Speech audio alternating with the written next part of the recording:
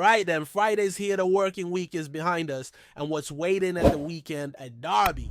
Another chance for Celtic to put things right, and hopefully actually show up this time. Because let's be honest, the last couple of these haven't exactly gone our way. But look, let's park the match talk for a moment. That's for tomorrow. Today, the big story is off the pitch, and it's massive for Celtic. The kind of news that shows where we are as a club right now. And if you're a supporter, you'll know this isn't just about football, it's about identity, pride, and yeah, a fair bit of money too. So here's the deal. Celtic have officially extended their partnership with Adidas. Now this isn't just any extension. It's reportedly a new 10-year deal. A full decade more with the famous 3 stripes. And considering how strong that relationship has been since it kicked off in July 2020, it makes complete sense. At the time, it was hailed as the biggest kit deal in the history of Scottish sport, worth around £5 to £6 million a year.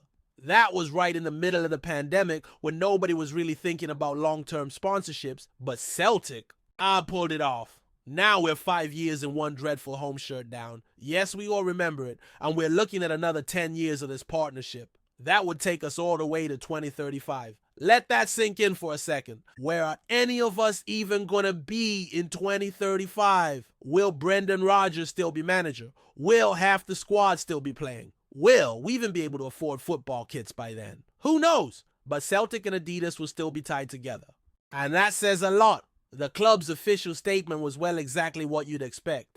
Corporate language polished and safe, full of talk about commitment, excellence, and shared values. Nothing too exciting. But the point is this, it's clearly a strong deal, and from what we're hearing, very lucrative. The figures haven't been officially confirmed. Maybe there's a reason for that. Maybe Adidas want to keep things under wraps for competitive reasons, but multiple sources are saying it's a 10-year extension. That's long in football terms. And it's a vote of confidence in the brand Celtic have become.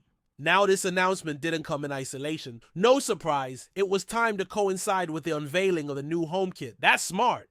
You tell fans you've just signed a mega new deal with Adidas and then bang, here's the latest shirt to celebrate it. I'm not sure release is the right word. You're not going to be able to get your hands on it just yet, but the look's out there. It's been teased. And for those who've seen it, you'll know it's got a bit of tartan in there. Again, not everyone's cup of tea, let's be honest. If I'm giving it a rating, maybe a 6 out of 10, reminds me a bit of that kit from 2 years ago that most people weren't mad about either. Still, you jump on social media today and it's everywhere. Players modeling it, celebs wearing it, and of course fans already reacting. That's the power of the Celtic brand these days. We've come a long way from the days of Umbro Nike, even New Balance. Adidas brings a different level of energy, style, and recognition. And let's be honest, there's still a novelty factor in seeing those 3 stripes on the hoops. Supporters spent years dreaming of it. Some still can't quite believe it happened. And the numbers back it up. Celtic reportedly brought in around £30 million from merchandise sales alone in the most recent financial year. That's huge. For a Scottish club, that's enormous. And it shows how strong the fan base is, especially when it comes to shirts, scarves, and everything else they sell in those stores. But, and here's where I'll be honest, there's a bit of a danger here. As brilliant as the partnership is, and as exciting as the new deal sounds, we've got to be careful. We're at risk of hitting a point of oversaturation. Too many kits, too many releases, too many limited editions that fans feel pressured to buy. Last season, we had 4 kits. Actually, 5 if you count that classic one that came out late on. This season, again, we've had 4. And I get it. Not all of them are official match kits. Some are one-offs like the St. Patrick's Day. Sure, but still, it's another item for fans to buy. Another 50, 60, 70 pounds depending on where you are. And if you're overseas like me, it adds up fast. The new kits aren't cheap. And with shipping taxes and all the rest, you're easily hitting close to £100. Look, no one's forcing fans to buy every shirt that comes out, but the relationship between Celtic, Adidas, and the supporters has been overwhelmingly positive, and I'd hate to see that goodwill taken advantage of. We don't want to reach a stage where it feels like the club's constantly got his hand out asking for more cash. Because make no mistake, Celtic are in a very healthy financial position, and a big chunk of that money comes directly from us, the fans. Whether it's through season tickets, merchandise, streaming services like Celtic TV, or even the rising cost of match tickets, we're the ones funding the club's success. So yeah, extend the deal, enjoy the benefits, celebrate the partnership. But let's not go overboard. Let's not see 6 or 7 kits a year. Let's not turn a positive into something that leaves a bad taste. The fan base is loyal. Celtic fans buy in, literally and emotionally. That trust needs to be respected. And it's not just shirts. The club also announced a brand new retail store opening in Glasgow city centre later this year. The O Shop on Argyle Street is closing down, and we're getting a massive new one on Queen Street, apparently more than double the size. They've already released a photo of the new location, and it looks sleek, modern, and definitely geared toward handling the growing demand. More space means more merch, more fans through the door, and of course more sales. That's the business side of football today. It's smart from the club, but again, it all comes back to how it's handled. Do it right, and it's another win. Push it too far, and people will start asking questions. You could already see the global pull of the Celtic brand just yesterday. Rob McElhenney, the actor and co-owner of Wrexham, was spotted wearing one of our classic Umbro kits. He popped up on the Away Days YouTube channel, speaking positively about the club's Irish and Scottish roots. Now, I've no idea how much he actually knows about Celtic, but the sentiment was there, and it was lovely to see. Same goes for the English singer Miles Smith, who was seen rocking the current hoops while out and about in Melbourne. Turns out he's even got a show here next week, and I'm not saying I'm easily influenced, but I might just get a ticket. That's the strength of the Celtic identity. It travels. Whether it's a guy in Australia watching Celtic TV at 4 in the morning, or a Hollywood actor proudly wearing the shirt in the States, or fans packing out shops in Glasgow, the connection is strong. Adidas saw that they tapped into it, and now they're doubling down with this new deal. Good for them, good for us, as long as it's done right. Tomorrow we'll dive into the match build-up. There's a derby to talk about. Brendan Rodgers will be speaking to the media, injury updates, tactical talk, all that stuff. But for now, the off-pitch news has taken center stage, and rightly so, because it tells you where Celtic are heading. Big moves, big partners, big future. Now let's shift the focus a bit, because while the Adidas deal and all the off-field progress are massive for the club, there's something else looming that matters just as much to the supporters, the derby. And I know we've been saying for weeks that Celtic need to turn up for one of these. It's become a bit of a theme now, hasn't it? Going into these matches with hope and coming out with frustration. You'd think by now there's no way we let it happen again. But the truth is, until that whistle goes and the team proves it on the pitch, doubts will remain. The good news, the league is already wrapped up. That title is back where it belongs. The pressure in theory is off. But when it comes to derbies, that's never really the case. These games matter. They matter to the players, to the staff, to the fans, and they matter to the identity of the club. You don't just want to win the league, you want to dominate the season, you want to win the derbies too. And right now, that's the one blemish on what's otherwise been a strong campaign. Our last few performances against Rangers have been below the standard we expect, and everyone knows it. That's why I reckon this week at Lennoxtown's been all business. Yes, the players got a couple of days off to celebrate the title, and rightly so. But since Tuesday, they'll have been back to full focus. Brendan Rodgers knows what this fixture means. He spoke a lot before the last derby, said all the right things. But the team didn't deliver. This time we need action, not words.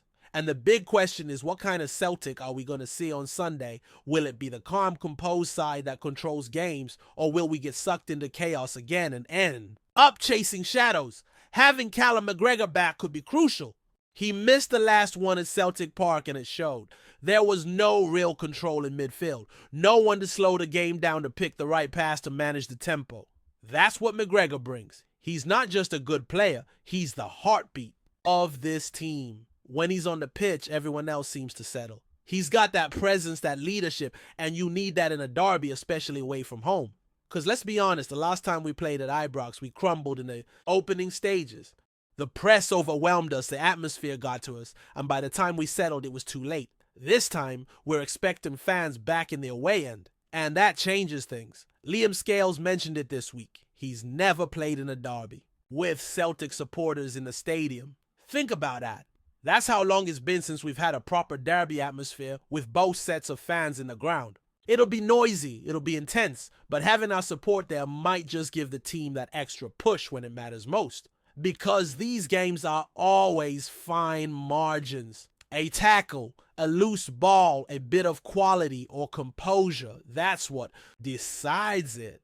There's also the issue of injuries, and this is where things get a bit murky. We're still waiting on updates for a few key players. Jota, for one, might not be back anytime soon.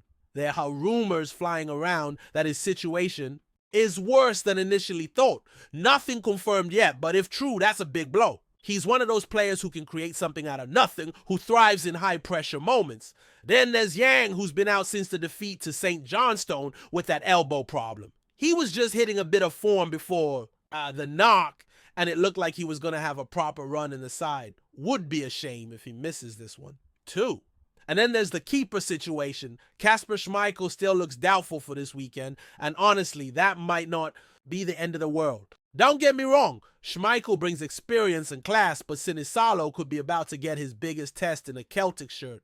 If he's going to be the long-term option, we need to see what he's made of. And what better test than a derby. At Ibrox, right, no hiding place. Big crowd, big stakes. It's a chance for him to prove himself. Now, let's not get carried away thinking the league being done takes the edge off this game. For Rangers, it's all about pride now, and that makes them dangerous. They'll want to prove a point. They'll want to make a statement for next season. So Celtic have to be ready. They can't be complacent. They can't treat this like a victory lap. If anything, they've got a score to settle.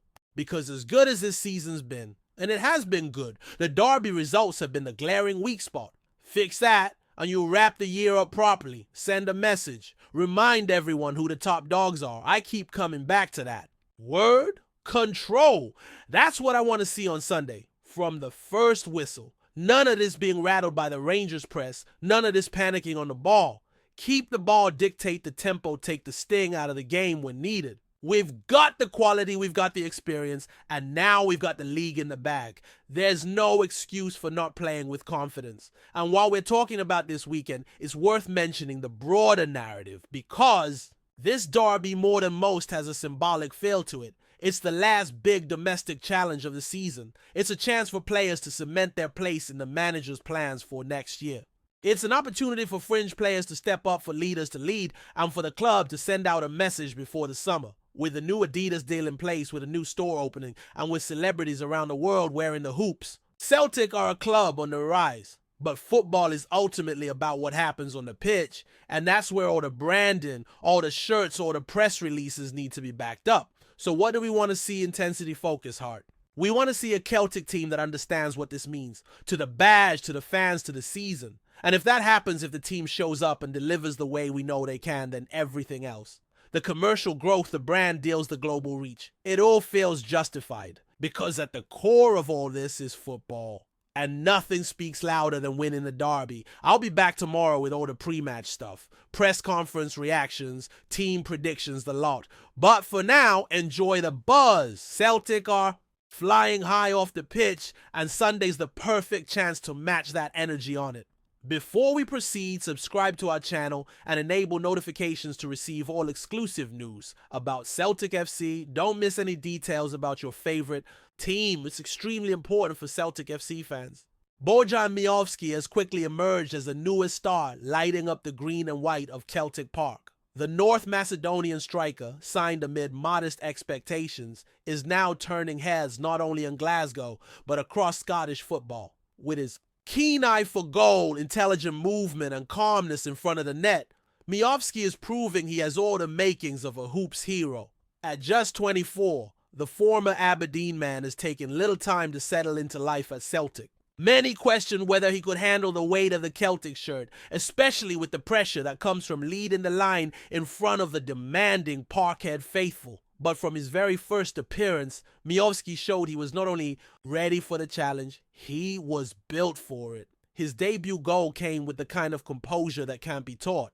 And since then, he's been relentless, scoring with both feet, his head, and in crucial moments, his performances have brought a new dynamic to Celtic's attacking play. Unlike some of the strikers before him who relied purely on pace or strength, Miovski's intelligence sets him apart.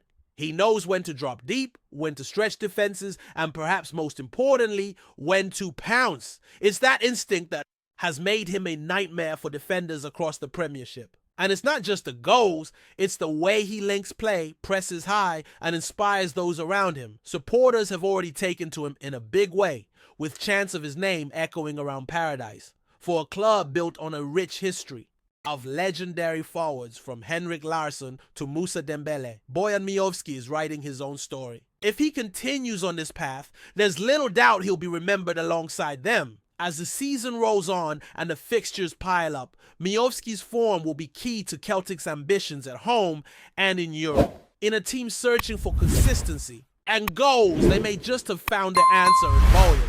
A rising star no more. He's arrived. Hello, fan! Don't forget to like and subscribe to the channel, as it means a lot to Celtic FC. Also, share your opinion about the news in the comments below. See you in the next video.